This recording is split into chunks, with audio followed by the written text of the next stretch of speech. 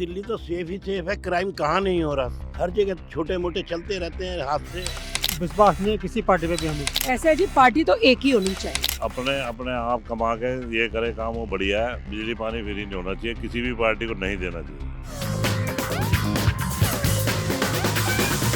दिल्ली बोली का कारवां आज पहुंचा है शकूर बस्ती विधानसभा क्षेत्र। आइए यहाँ के वोटरों से जानते हैं उनके चुनावी मुद्दे और पूछते हैं 10 बड़े सवाल। मेरा सबसे पहला सवाल आप लोगों से ये है कि आपके क्षेत्र में दिल्ली सरकार ने पिछले 10 साल में सबसे बड़ा काम क्या किया है?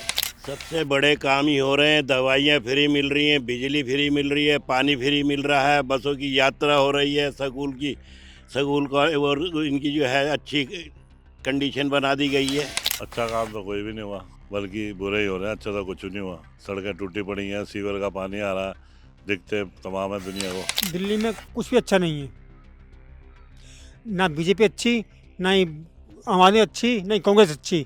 हम तो नोटा को चाहते हैं। दिल्ली में सारे काम अच्छे हो रहे हैं, लेकिन ये बीजेपी और आम की लड़ाई के कारण एलजी ने बेड़ा गर्क कर दिया दिल्ली का। हेल्थ का है, स्कूल्स भी बेटर किए हैं, क्योंकि देखिए आम जो एक रिच क्लास है वो तो बच्चों को भेज देती है स्कूल्स में, बट जो पब्लिक स्कूल्स में उन्होंने जो सर्विस प्रोवाइड की है गरीब बच्चों के लिए, दैट इज़ गुड। मेरा अगला सवाल आप लोगों से ये है कि क्या दिल्ली की जनता फ्री बिजली पानी के नाम पे वोट करती है? ये सब जरूरी है गरीब जनता के लिए, तो वोट तो इसी पे ही जाएगा। ये जो बिजली पानी फ्री ये होना नहीं चाहिए, क्योंकि पब्लिक अपने अपने आप कमा के ये करे काम, वो बढ़िया है। बिजली पानी फ्री नहीं होना चाहिए, किसी भी पार्टी को नहीं देना चाहिए। देखो इनको महंगाई को कम करना चाहिए। ये फ्री की जो बहका रहे हैं ना, ये बंदर वाला जो खेल कर रहे हैं, वो अच्छा नहीं है।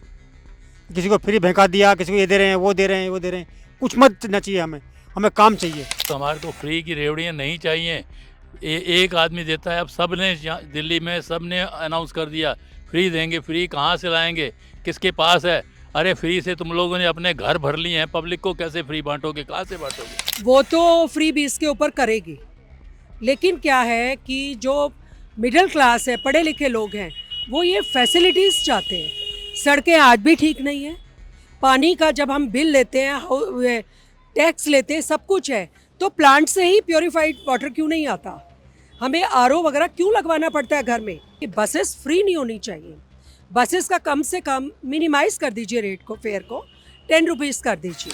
जब लोगों को बेनिफिट दिखता है कि हमें मिल रही है कुछ चीज़ें फ्री में, तो वो उसका यूटिलाइज करते हैं। तो मुफ्त की चीज़ मिलती है तो भागते जरूर है उसकी तरफ। आपके एरिया में नई सरकार को सबसे पहला काम क्या करना चाहिए?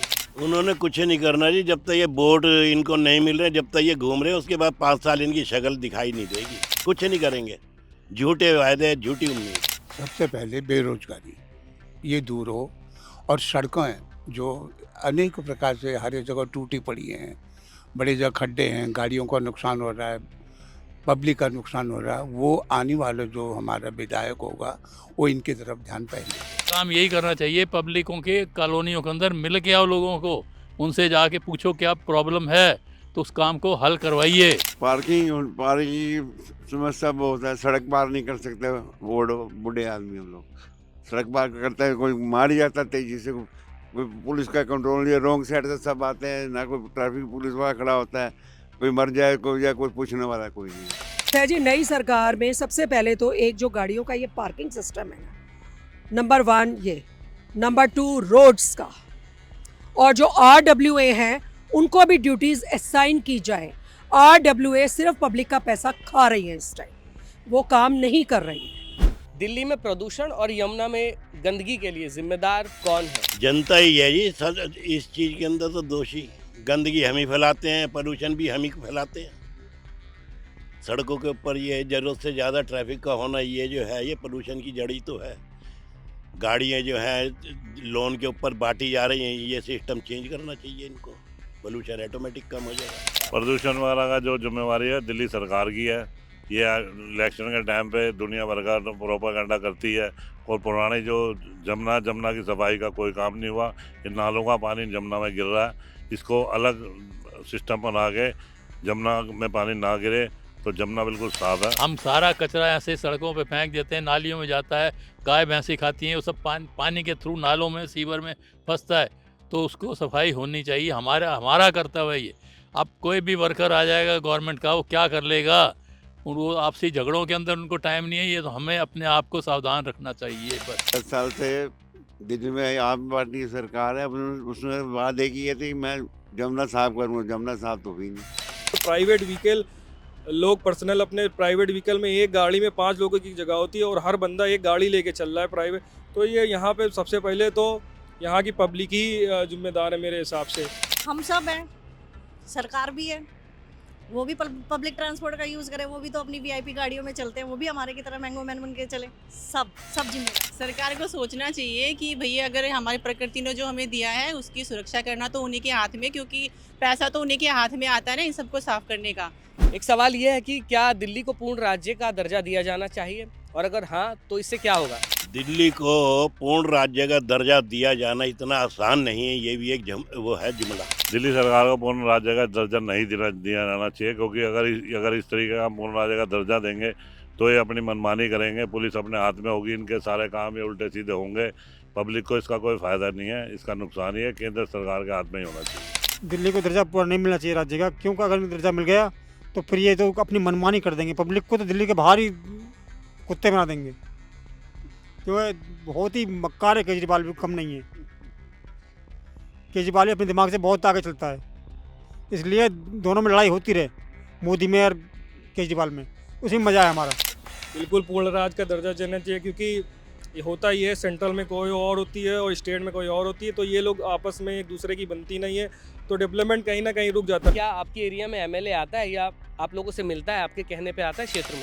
नहीं जी, कोई नहीं आता। कोई भी इलेक्शन जीते ना वो आता है, जो इलेक्शन हारते हैं वो भी कोशिश नहीं करते आगे के लिए, कोई किसी की प्रेजेंटेशन नहीं है। जीतने के बाद कोई नहीं आता, लेकिन अगर आए तो पब्लिक से मिले तो इनका ही फायदा है, आगे के लिए इनके रास्ते खुलेंगे। हमारा क्या है, पब्लिक तो साथ ही है इनके। एमएलए आते हैं सिर्फ वोटिंग टाइम पर ही, आप उनसे मिलो भी तो ये मत सोचना कि आपको कोई काम हो जाएगा।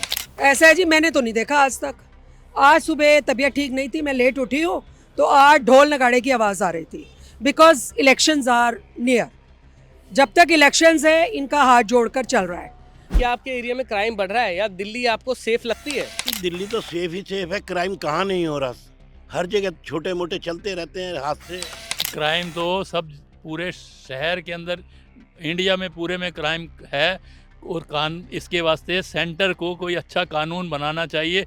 खाली कानून बनाने से ख़त्म नहीं हो जाता है काम, उसको इम्प्लीमेंट करवाइए। क्राइम बहुत ज़्यादा है, अनसेफ है, और इन लोगों ने इस टाइम जो एक गलत सबसे चीज़ मैं देख रही हूँ, धर्म का मुद्दा उठा करना, जो बेचारे ये लेबर क्लास है इसको नशेड़ी बना दिया है।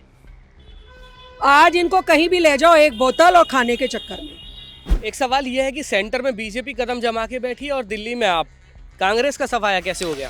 कांग्रेस का राज सबसे सुखी था, पहले लोग कमाते खाते थे, सब कुछ ठीक चल रहा था, लेकिन इनकी कुछ नीतियां, आपसी लड़ाइयाँ झगड़ों की वजह से दिल्ली में कांग्रेस को लोग कम लाइक कर रहे हैं। इनके बीच में ही गुटबाजी बहुत है, उसी की वजह से दूसरी पार्टियों ने फ़ायदा उठाया। कांग्रेसियों का एक स्कूल चलता है, Dhanpat Mal Virmani public school in Rupnagar में, ठीक है, वहाँ सब कुछ होता है, एनजीओ चलती हैं, बच्चों को पढ़ाया नहीं जाता। ये मैं चाहती हूँ न्यूज़ के आए। कांग्रेसियों का स्कूल है, 1:30 बजे बाद बच्चों को नहीं पढ़ाते, वहाँ पर इंस्टीट्यूट बना रखे हैं। तो एजुकेशन डिपार्टमेंट है, ये किसके अंडर आता है? क्यों नहीं चेक करते? जो गरीब बच्चा जा रहा है उसको क्यों नहीं पढ़ा रहे? मुखर्जी नगर के अब कोचिंग्स बंद हुए, वहाँ खुल गए हैं। 1.5 लाख वहाँ एक दिलीप बैठता है, एक अंजू बैठती है, अनिल विरमानी है, वो पैसा खा रहे हैं तब के। कांग्रेसियों का स्कूल है वो।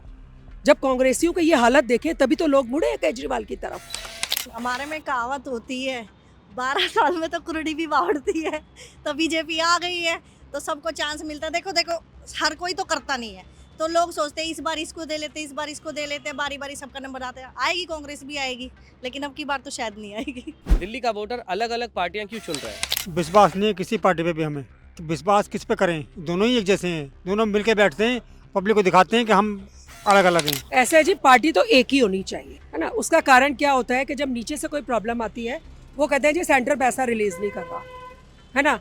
अब अगर ये सब प्रॉब्लम है, पार्टी एक हो, मैं तो यही चाहती हूँ। कारण कहीं ना कहीं ये फ्री बीज वाला भी है, जो स्टेट शायद बीजेपी इतना ना दे पाए। बीजेपी देती है, हालांकि उतना हाईलाइट नहीं होता है, लेकिन केजरीवाल जो बात है सीधे लोअर क्लास को ही अपने हाथ में लेते हैं। मतलब कि वो सब ये सोचते हैं कि वो होता है ना, एक छोटा हीरो एक बड़ा हीरो, ऐसे माइंड में सबकी हो गए कि दिल्ली को मतलब कि सेंट्रल में तो ये केजरीवाल आएगा तो ये करेगा, और नेशनल लेवल पे हमारे जो पीएमजी है वो कर पाएंगे। तो दोनों को इक्वलिटी के हिसाब से जनता के मन में है कि दोनों को बराबर बराबर हम वो दें। आप लोगों से आखिरी सवाल ये है कि चुनाव में वोट देते समय आप क्या देखते हैं, प्रत्याशी, पार्टी या मुख्यमंत्री का चेहरा? पार्टी देखते हैं जी, प्रत्याशी की कोई वैल्यू नहीं, पार्टी की वैल्यू होती है, क्योंकि वो इलेक्शन के बाद में उन पब्लिक के बीच में से वो कट जाते हैं। अपना पोस्टर के माध्यम से ही उनकी प्रत्याशियों की जो है वो सूरतें नज़र आती है पोस्टरों पे। उसी पार्टी को वोट देना चाहिए जिसकी कमिटमेंट पूरी हो। सबसे पहले पढ़ा लिखा हो। अब जिसको पढ़ाई लिखा नहीं होगा उसको क्या पता होगा, क्या कैलकुलेट करेगा, क्या चीज़ों को वो देखेगा? देखो, ये तो कहने की बात है, आदमी यहाँ पे पूरे इंडिया में रिलेशन देखता है, प्रत्याशी से कितने किसका उसके रिलेशन अच्छे हैं, उसकी जात बरादरी का है, उसके धर्म का है, यही चलता है। लोग यही देखते हैं। कहने को तो आप बोल दो कि हाँ प्रत्याशी के वादे फलाना ठिकाना, लेकिन जो काम है वो यही देखे जाते हैं कि उनकी रिलेशन कितने अच्छे हैं।